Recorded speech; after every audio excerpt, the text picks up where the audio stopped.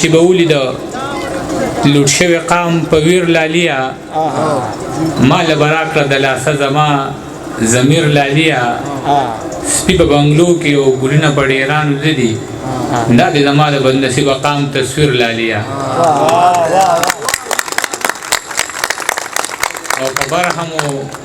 د ټول عمر جړا د مصوره تصویر کې جوړه کړې ده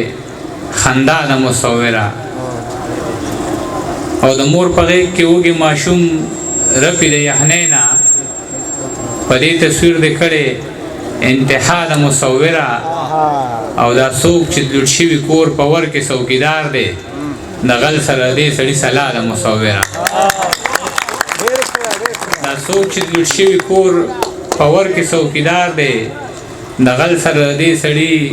سلا د مصوره او په منځ د بلاګانو کې مې ښکلې تصویر جوړ کا زما سره د خپلې مور دعا د مصوره په منځ د بلاګانو کې مې ښکلې تصویر جوړ کا زما سره د خپلې مور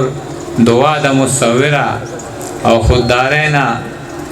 راله سر وهي لګیا دی قرضداري راته ور وهي لګیا دی خوددارۍ نه راله سر وهي لګیا دی قرضداري راته ور وهي لګیا دی او د مرغۍ د بچو چغې ترې راهیږي بره غره کې څوک نختر وهي لګیا دی د مرغۍ د بچو چغې ترې راهیږي بره غره کې څوک نختر وهي لګیا دی او د مور نوم یې په جړه د خولې نه هیږي څوک ظالم چرته نوکر وهي لګیا دی د مور نوم یې په جړه د خولې نه هیږي څوک ظالم چرته نوکر وهي لګیا دی او ماشوم زوی هم زما تکلیف محسوس که په تندي راله څادر وهي لګیا دی او پښتونخوا کې چې ګولې چرته ګزار شي زما شک د خپلې خاورې په واګدار شي پښتونخوا کې چې ګولې چرته ګزار شي زما شک د خپلې خاورې په واګدار شي نه څه وایي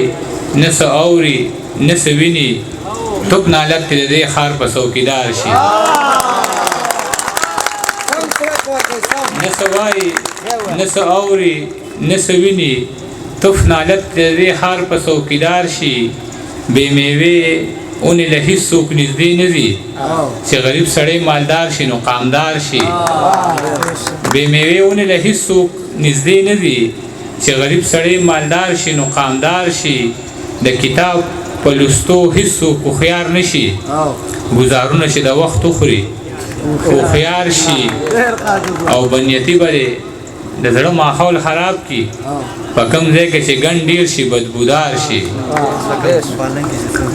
او له رخساره د خوشبو د لونګ هیږي په کوڅه چې د څوک راشي ستا بیمار شي ما عاجز سره نور هېڅ نشته مورجانې دا زما ځواني د ستا له نومزار شي او چې وي امن هلته نه کمزوري کېږي د جنگونو سره زړه کمزوري کېږي چې وي امن هلته نه کمزوري کېږي د جنگونو سره زړه کمزوري کېږي مینان یې زړونه ټول سوري کړل خو الله که ستا باڼه کمزوري کېږي مینان یې زړونه ټول سوري کړل خو الله که ستا باڼه کمزوري کېږي چې غمونه مې د کور څومره زیاتېږي نو زما دومره ویښته کمزوري کېږي او دې سړي باندې څه بل شانتې بلا ده د ظالم مخ کې یې خوله کمزوري کېږي او ښایستونو له فنا نه وي عجزه زر په عمر باندې نه کمزوري کېږي او ماران د زلفو داسې داسې په رخسارو دوي لکه پالنګ کې چې څوک ستړي مزدورکارو دوي او ترقي ګرانه ده که دغسې واکدارو دوي هغه کور لوټ شي د کوم کور چې څوکیدارو دوي چې پیسې ترقي ګرانه ده که دغسې واکدارو دوي هغه کور لوټ شي د کوم کور چې څوکیدارو دوي چې پیسې نه وي او په غېږ کې دوکان ته بوځم بچي ته داسې قصې وکړم چې په لارو دوي چې پیسې نه وي او په غېږ کې دوکان ته بوځم بچي ته داسې قصې وکړم چې په لارو د وي تمام شپه ویښ وي د ښار خلک خوبونه نه کړي خو چې پښتون څوک قتلوي نو تمام ښار تمام شپه ویښ وي د ښار خلک خوبونه نه کړي خو چې پښتون څوک قتلوي نو تمام ښار ودوي ته چې ناروغه شې نو څومره صحافیان را درومي زه چې لوټ کېږم صحافي د هر اخبار ودوي او دا د هر چا نظر زار باندې مې شک دی د یو ښکلي په گفتار باندې مې شک دی دا د هر چا نظر زار باندې مې شک دی د یو ښکلي په گفتار باندې مې شک دی ما ته جوړ تر نشي دار باندې مې شک دی ستا د زلفو په هر تار باندې مې شک دی صحافیانو د پښتون د حق خبره غلط شوي دي اخبار باندې مې شک دی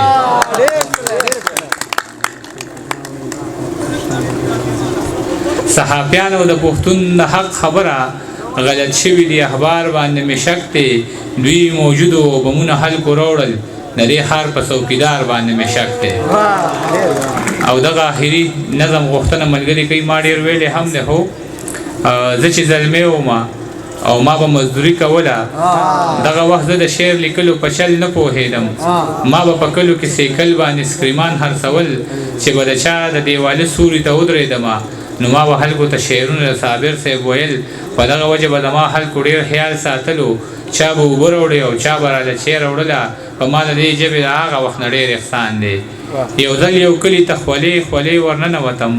دومره خولې وم چې جامو کې مې وچ تار نه و چې ودرېدو له مې د سر سوري پیدا نه کړلو د خوددارۍ د دروازې قبضې مې ماتې کړلې نو د خانانو په حجره باندې ورننوتم د یوې ګورې ونې سوري لاندې ودرېدمه یو دروند سړي د برنډې نه دا اواز راکړ راځه زلمیه کټ ته کښېنه لږه ساه سمه کړه چې کټ کې کښېناستم او ساه مې لږه سمه کړه نو دغه سړی چې د حجرې نه په وتو کې شولو نو د یو ځوان ته اشاره وکړه ورته یې داسې ووې لاړ شه او دله د روټۍ څه بندوبست وکړه هغه روټۍ راوړه او په کټ کې راسره کښېناسته دغه روټۍ دومره پستې وې لکه نرم مالوچ داسې خوشبو د روټۍ نه راحته لکه چې چېرته زما د وړې خور وي په لاسونو پخه د یوې پېغلې جینۍ ویر پکې ښکاره ځلېده ځکه د پاسه پې لامده لامده باڼه پراته وو دا په اور نه وه دا د چا په اسویلو پخه وه زه یې حیران کړم او ما ترېنه تپوس وکړه ستاسو په کور کې دا روټۍ څوک په مشین پخوي هغه وی نه زمونږ په کور کې ورندار د زما په سره ګرمۍ کې چې په اور څومره کارونه کېږي نو دا به ټول زما د دغې ورندار په لاس وي او بیا چې ژمي شي یخني راشي او پومه راشي بیا چې په کور کې د اوبو څومره کارونه کېږي هغه به هم زما د دغې ورندار په لاس وي وجود مې وبوږنېده بیا مې ترې تپوس وکړه د دې جینۍ د لاسه کم داسې قصور شوی دی چې موسمونه یې هم ټول د زندګۍ خلاف دي هغه وی دا مې مونږ رور له په سوره کې کړې د دې جینۍ رور زما رور سره په سپو وران شو